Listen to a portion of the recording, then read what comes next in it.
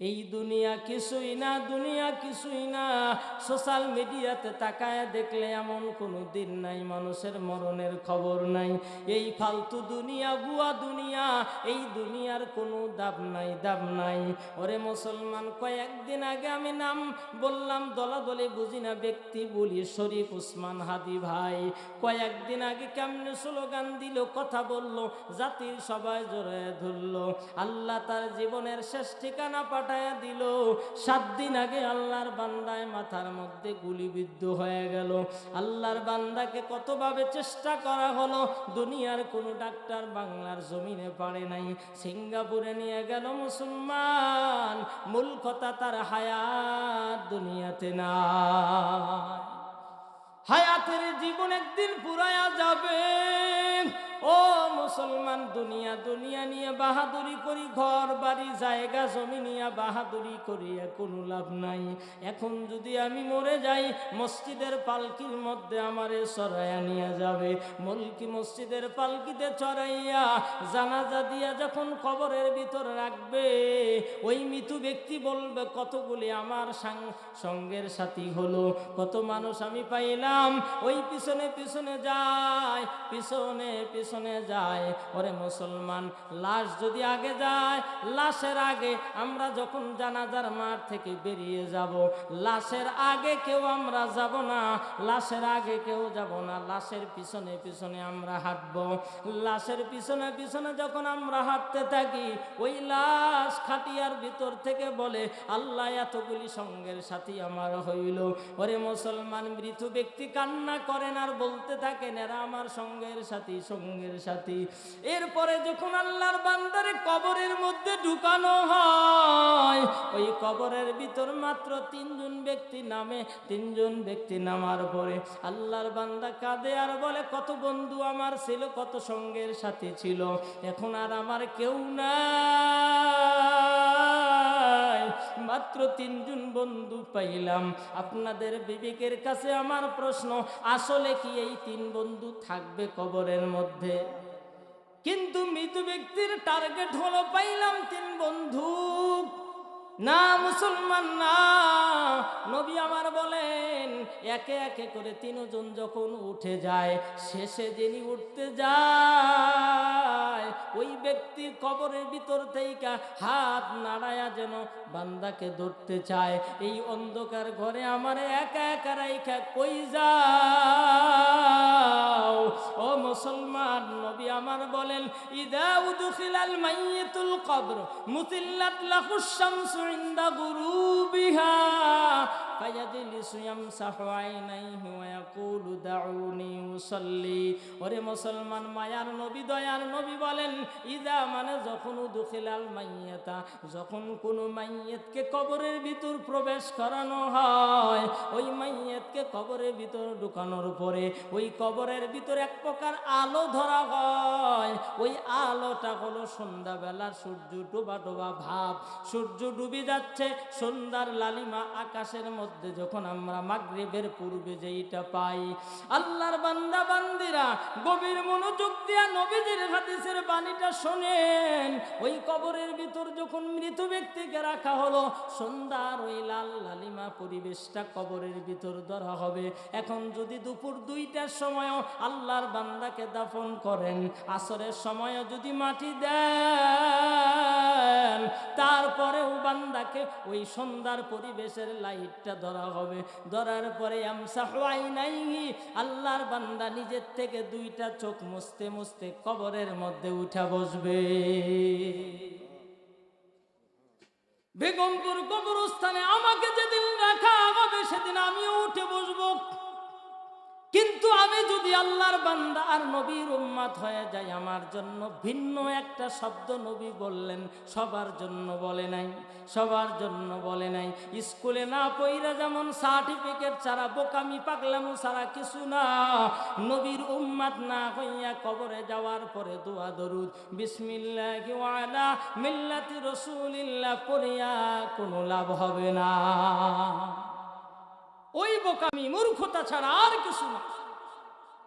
কবরের ভিতরে যখন উঠে বসলাম, আমি যদি আল্লাহর বান্দা আর নবীর উম্মত হইয়া কবরে যাই, আমি বলবো দাউনি। মৃত ব্যক্তি বলবে উসল্লি উসল্লি, আমাকে ছেড়ে দাও, আমি এখন নামাজে দাঁড়াবো। বলবে কোথায়? বেগমপুর কবরস্থানে ঘুমায়া।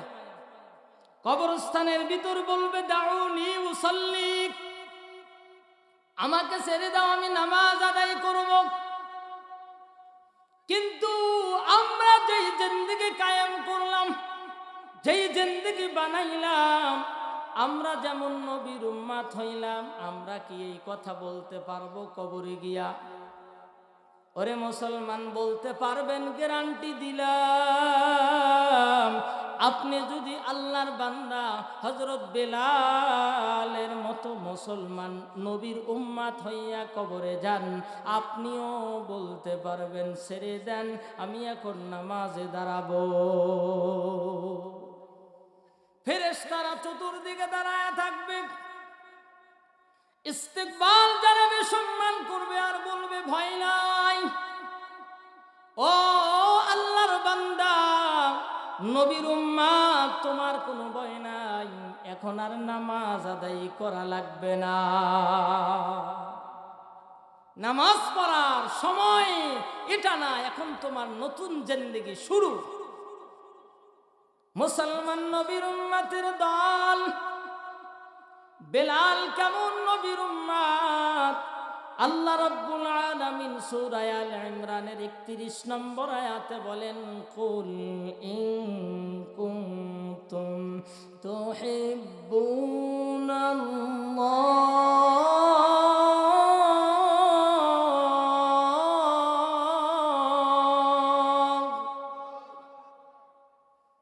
আল্লাহ বলেন, হে নবী আমার, দুনিয়ার কোন মানুষকে আল্লাহ ডাকে নাই। আমার নবী আপনার নবী, মায়ার নবী, দয়ার নবী, ভিন্ন নবীর বন্ধু।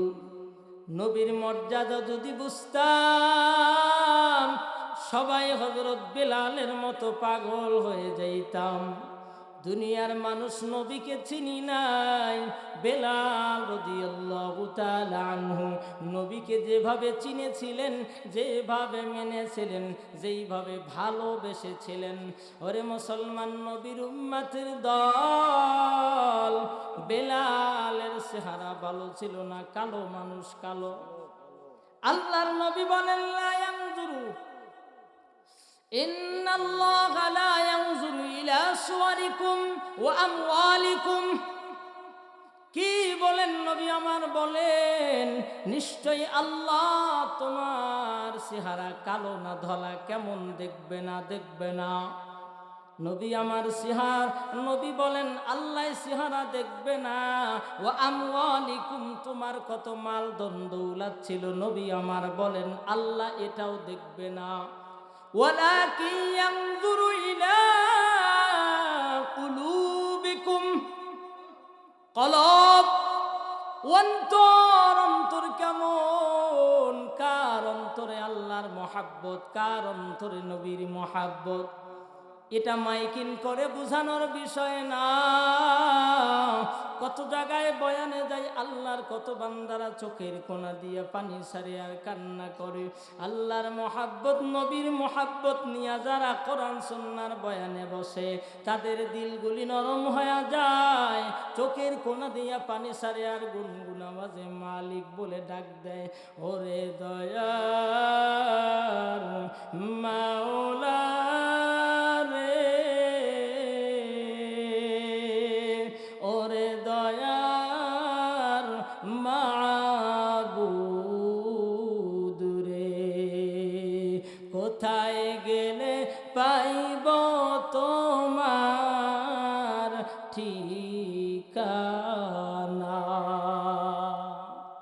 এরে মুসলমান নবীর উম্মতের দল, আমার নবী আপনার নবী, মায়ার নবী বললেন, কুল, আল্লাহ বলেন নবী আপনি বলে দেন, ইন কুনতুম তুহিব্বুনাল্লাহ, দুনিয়ার কোন মানুষ যদি আল্লাহকে ভালোবাসতে চায়, ও মুসলমান, কিছু সময়ের জন্য আমি বলি, তামাম দুনিয়ার সকল ভালোবাসা মিথ্যা, সকল ভালোবাসা মিথ্যা।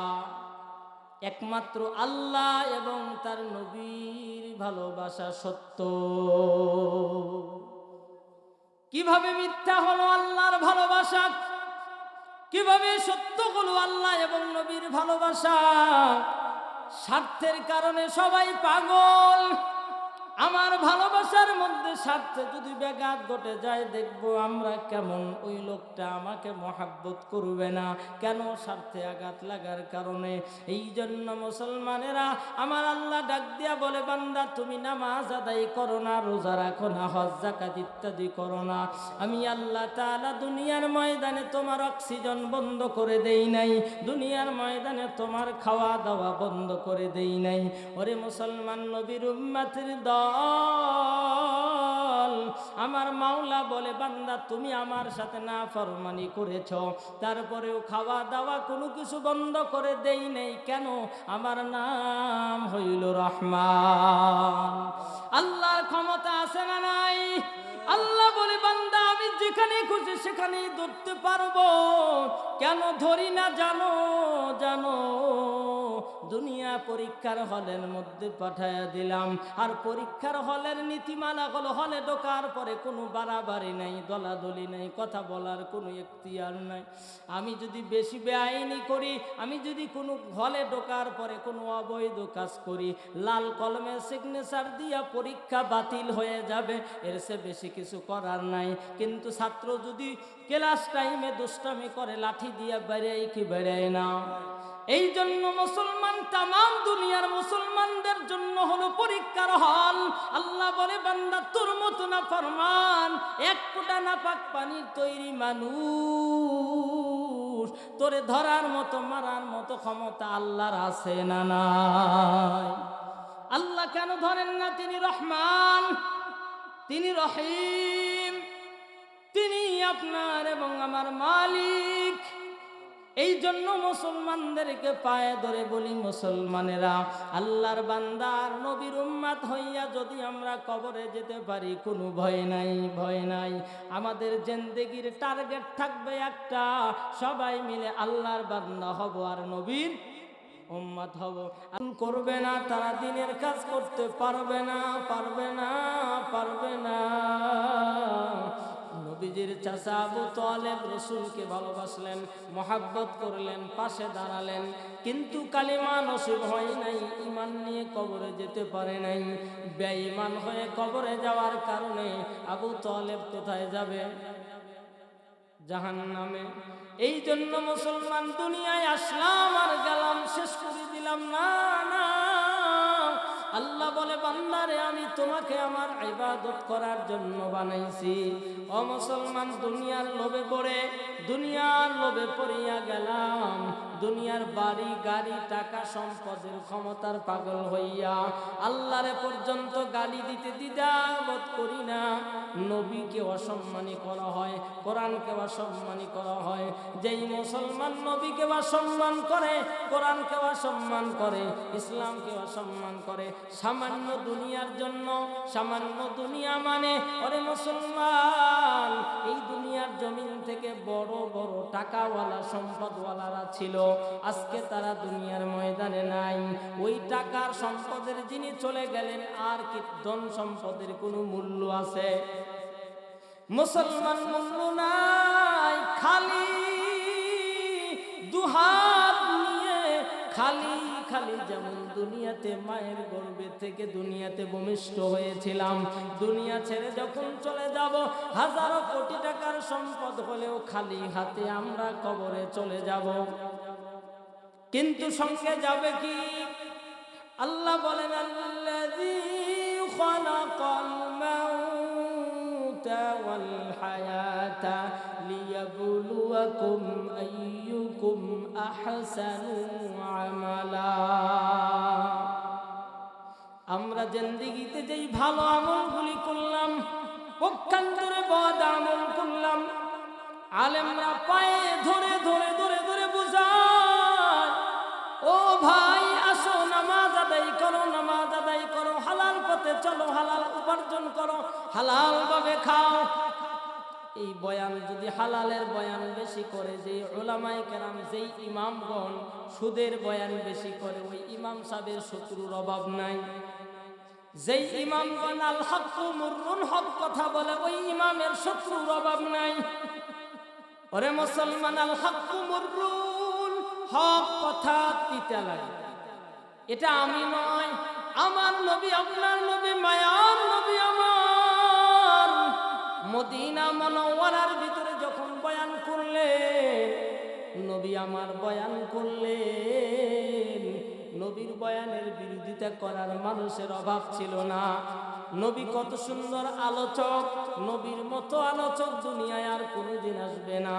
নবীর মতো বক্তা পৃথিবীর জমিনে আর কোনোদিন আসবে না। নবী এত সুন্দর আলোচক ছিলেন, এত সুন্দর নবীর কণ্ঠ ছিল, নবীজির চেহারা এত সুন্দর ছিল।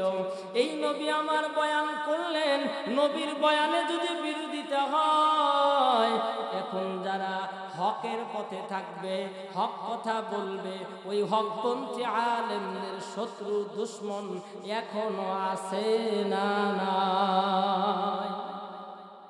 আপনি উচিত কথা বলেন, আপনারে দেখতে পারবে না, কিন্তু মুসলমান যদি পরিচয় দেয়, আল্লাহর যদি বান্দা হই, নবীর যদি উম্মত হয়ে পরিচয় দেই, জীবন থাকার যাক, প্রয়োজন হলে মরে যাব, গলায় ছুরি আসবে, তারপরেও নাফরমানদের কাতারে দাঁড়াবো না, নাফরমানি করব না।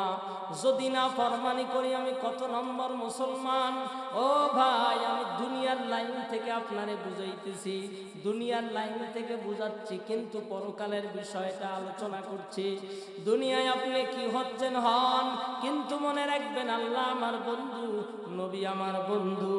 আল্লাহ আর নবীকে যদি কেউ বন্ধু বানাতে পারে, ওই 3.5 হাত কবরে কত মুরব্বীদেরকে রাখলাম, আমি হাতেও তো মাটি দিলাম। এই গ্রামের কত মুরব্বী ছিল, আজকে তারা কবরে ঘুমায়া গেল। ও মুসলমান, দলাদলি বন্ধ করে দেন।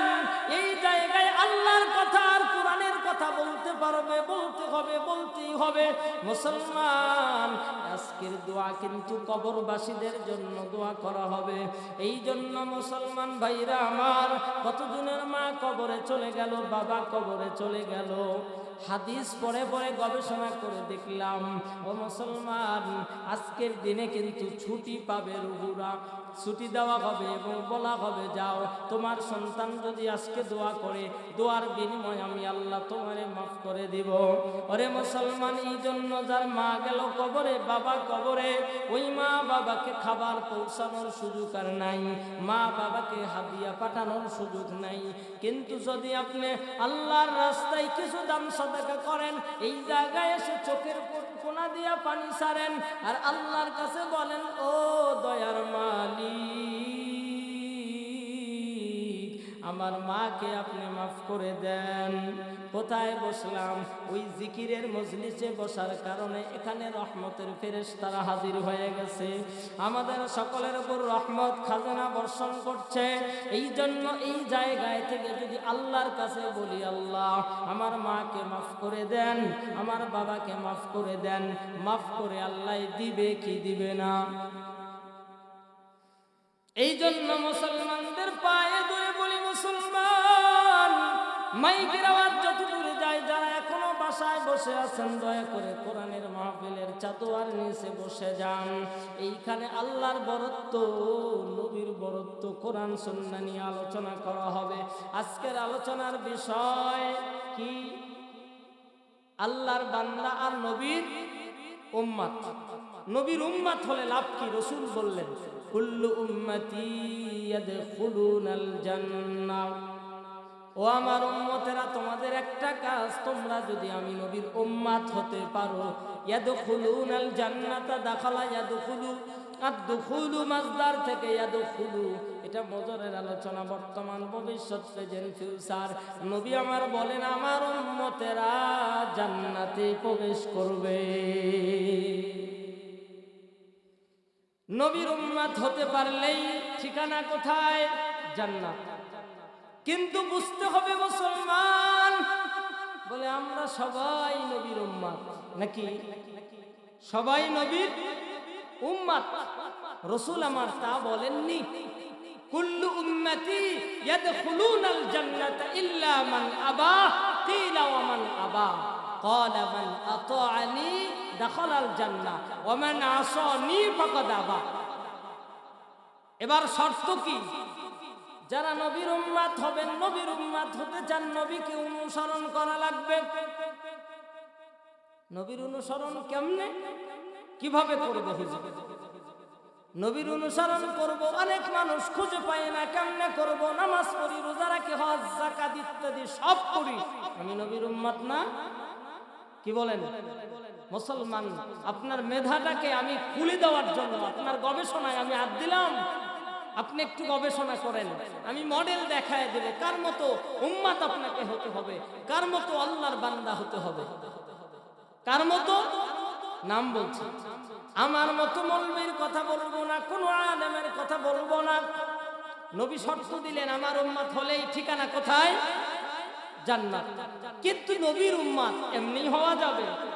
স্কুলে পড়ালেখা না করে যদি মাস্টারের মাথায় পিস্তল রেখে বলি আমাকে এসএসসির সার্টিফিকেট দেন, দিতে পারবে?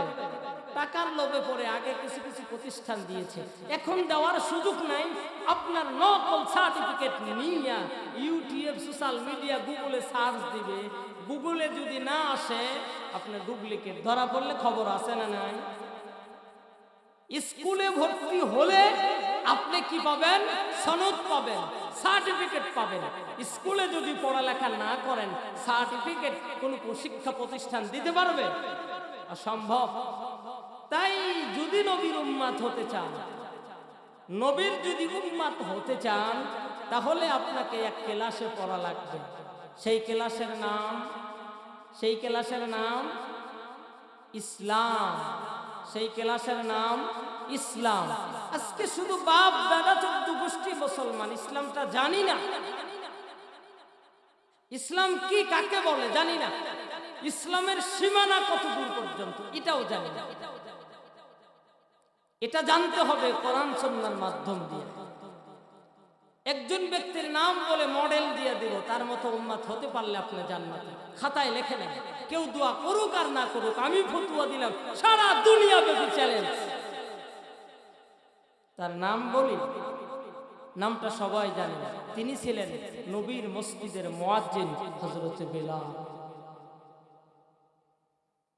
বেলালের মতো যদি নবীর উম্মত হতে পারেন, আমার গবেষণা সারা দুনিয়ার মধ্যে যত নবীর উম্মত আছে, অতীত হয়ে গেছে, ভবিষ্যতে আসবে, বেলালের মতো নবীর উম্মত কেউ হতে পারি নাই, হতেও পারবো না। বেলাল এমন একজন নবীর আসে, এমন একজন নবীর উম্মত হয়েছিল রে মুসলমান। তাই এই যুগের মুসলমানদেরকে আমি এই গোটা ডিসেম্বর মাস ব্যাপী আলোচনার একটাই আমি সাবজেক্ট নিয়ে, যেই নতুন নতুন এলাকায় যাই, মুসলমানদের পায়ে ধরে ধরে বলি, ভাই বেলালের মতো জিন্দেগি কায়েম করেন। এই জন্য মুসলমানেরা দানের হাত প্রশস্ত করলে লাভটা কি? ডাকাত বসিরউদ্দিনের মতো ঘটনা ঘটে যাবে। ডাকাত বসিরউদ্দিন 40 জন ডাকাতের লিডার হইলেন ডাকাত বসিরউদ্দিন। কিন্তু ডাকাত বসিরউদ্দিন একটুখানি ভালো আমল করার কারণে আল্লাহ ডাকাতের নামটা কাইটা আল্লাহর ওলি বানায়া কবরে নিছেন। সুবহানাল্লাহ। কালকে বাড়ি গিয়া বললেন, ডাকাত বসিরউদ্দিন ভারতবর্ষের নাম করা ডাকাত। ডাকাত বসিরউদ্দিন একটুখানি ভালো আমল করার কারণে আল্লাহ তাআলা তাকে ওলি বানায়া দিল। কি ভালো আমল? ওই মাদ্রাসার একজন তালিবুল ইলম, ইয়তিম বাচ্চা, মা নাই, বাবা নাই, দাদা দাদি, নানা নানি কেউ নাই, এমন ইয়তিম বাচ্চা রাস্তায় বসে গভীর রাতে কান্না করেন, মাদ্রাসা পড়েন, কান্না করেন, হারিকেনে তেল কিনবে, তেল কেনার টাকা নাই, কিন্তু মা নাই, বাবা নাই। গভীর রাতে আল্লাহর বান্দা ছোট্ট ইয়তিম বাচ্চা কান্না করতে ছিল। ডাকাত বসিরউদ্দিনের দল ওই দিক দিয়া যাইতেছিল। 40 জন ডাকাত মিলে সবাই মিলে বসে আছে। ডাকাত বসিরউদ্দিন বলল, আমার একটু ভালো লাগছে না, আমি একটু বাহির থেকে ঘুরে আসি। আল্লাহর বান্দা বাহিরে যায়, দেখে মাদ্রাসার তালিবুল ইলম বসা আছে। আল্লাহর বান্দা কান্না করছেন। আল্লাহর বান্দা কান্না করে, ছোট্ট ইয়াতিম বাচ্চার কান্না মানে মোনাজাত করতেছে আর বলতেছে মা। এই কথা বলে মা বাবার ডাক দিয়ে বলে, ও মা, তুমিও কবরে গেলে, বাবাও কবরে গেল, মা বাবা দুজন মিলে কবরে চইলা গেলাও। এখন আমার হারিকেনের তেল কেনার টাকাটা কে দিবে? ডাকাত বসিরউদ্দিন শুনতেছেন কান্নার আওয়াজ। কান্না শুনতে শুনতে ডাকাত বসিরউদ্দিনের দিলটা নরম হয়ে গেল। ডাকাত বসিরউদ্দিন বলে, জীবন ভরা ডাকাতি করলাম, আর ডাকাতি করব না। এই মাদ্রাসার ছাত্রটাকে একটু স্বার্থ আমি একটু হেল্প করার জন্য রেডি হয়ে গেল। ডাকাত বসিরউদ্দিন ওই ইয়াতিম বাচ্চার মাথার মধ্যে হাত বুলায় দিয়ে বলল, বাবা কোন মাদ্রাসায় পড়ো? বলে, ওই যে দেখেন মাদ্রাসা দেখা যায়, ওই মাদ্রাসা পড়ি। আগের যুগে কারেন্ট ছিল না, আমি আমসারা কওমিয়া হাফিজিয়া মাদ্রাসায় পড়লাম। আমি যখন আমসারা মাদ্রাসায় পড়ি, কারেন্ট ছিল না, হারিকেন জ্বালায়া জ্বালায়া কোরআন শরীফ মুখস্থ করেছি রে মুসলমান। ডাকাত বসিরউদ্দিন ইয়াতিম বাচ্চাকে দেখতে বলে, ও বাচ্চা, তুমি আজ থেকে কান্নাকাটি করবে না, আজকে থেকে আমি তোমার মা বাবার ভূমিকা পালন করব। যত টাকা পয়সা লাগবে সবগুলো আমি দিব। ইয়েতিম বাচ্চা তো নাম শুনেছে, ভয়ঙ্কর নাম ডাকাত বসিরউদ্দিন। প্রথম দিকে ভয়। ডাকাত বসিরউদ্দিন হাত বুলায় দেয়া বলে, বাবা ভয় নাই। ওরে মুসলমান, এই মাদ্রাসাগুলোতে কত ইয়াতিম বাচ্চারা পড়াশোনা করে করে আজকে আলেম হয়ে যাইতেছে। এই জন্য এই মাদ্রাসা পড়ার কারণেই তো দিন প্রচার করার সুযোগ পাইলাম। মাদ্রাসায় না পড়লে তো পারতাম না। এই জন্য মুসলমান, যেখানে কোরআনের শিক্ষা দেওয়া হয় ওই জায়গার সাথে বিরোধিতা করা ভালো না, ভালো না। আল্লাহ বেজার হয়ে যাবে, আল্লাহ বেজার হয়ে যাবে, আল্লাহ বেজার হয়ে যাবে।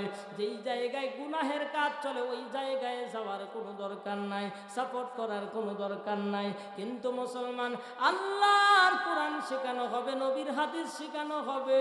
ছোট্ট ছোট্ট বাচ্চারা হাদিস মুখস্থ করলো। খায়রুকুম মান তাআল্লামাল কুরআনা ওয়া আল্লামা। নবী আমার বলেন, পৃথিবীর মধ্যে উত্তম ওই ব্যক্তি যারা কোরআন শেখে এবং শিখায়।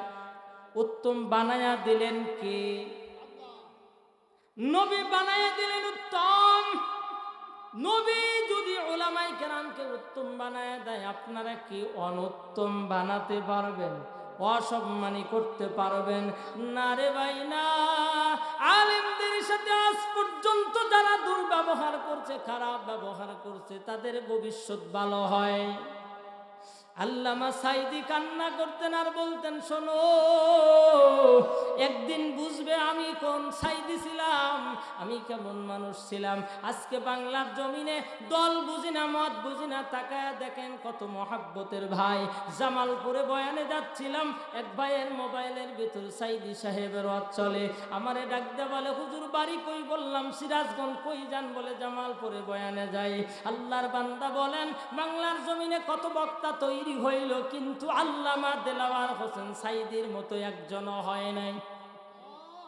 সবার আলোচনা একরকম, আল্লামা দেলাওয়ার হোসেন সাইদির আলোচনা আর একরকম। যারা মুসলমান দাবি করে, মিনহা খলাকনাকুম ওয়া ফিহা নুঈদুকুম ওয়া মিনহা নুখরিজুকুম তারাতান উখরা, এই কথা যারা মনে করে আমরা মরে গেলে কবরস্থানে দোয়া পড়ানো হবে, ওরে মুসলমান, তারা কোনোদিন সাইদির বিরোধিতা করে নাই। অন্ধ ভক্ত হইও না রে মুসলমান। এই জন্য যদি আপনি মাদ্রাসায় সাপোর্ট করেন, মাদ্রাসায় অনুদান দেন, খুশি কে হবেন? বিশ্বাস হইতেছে না মনে হয়?